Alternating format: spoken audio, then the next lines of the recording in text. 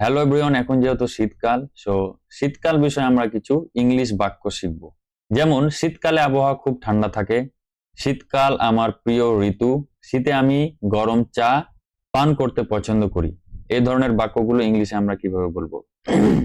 যেমন শীতকালে আবহাওয়া খুব ঠান্ডা থাকে, the weather is very cold during winter.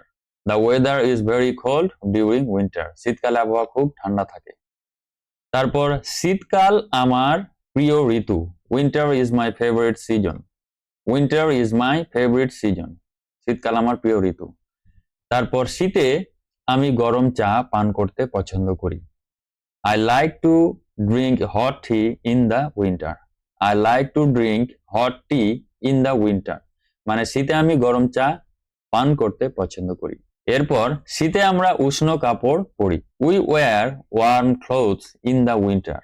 We wear warm clothes in the winter, শীতে আমরা উষ্ণ কাপড় পরি। এবার আসুন, শীতের দিন ছোট এবং রাত দীর্ঘ হয়।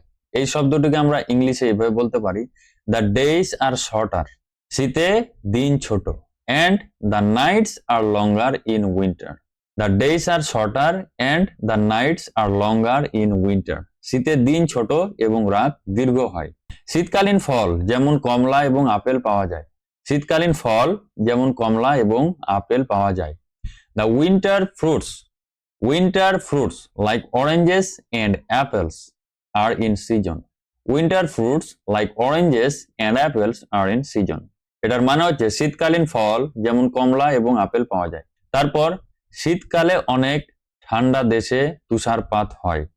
এটিকে আমরা ইংলিশে বলবো snow falls in many cold countries during winter. Snow falls in many cold countries during winter, শীতে শিশুদের তুষারে খেলা খুব পছন্দ।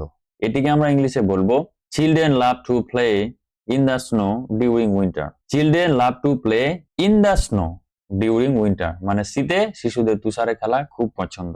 আশা করি আপনাদের উপকার হয়েছে, এবং এই ধরনের ইংলিশ কন্টেন্ট প্রতিদিন পেতে আমাদের পেজটি ফলো দিয়ে আমাদের সঙ্গে থাকুন। ধন্যবাদ।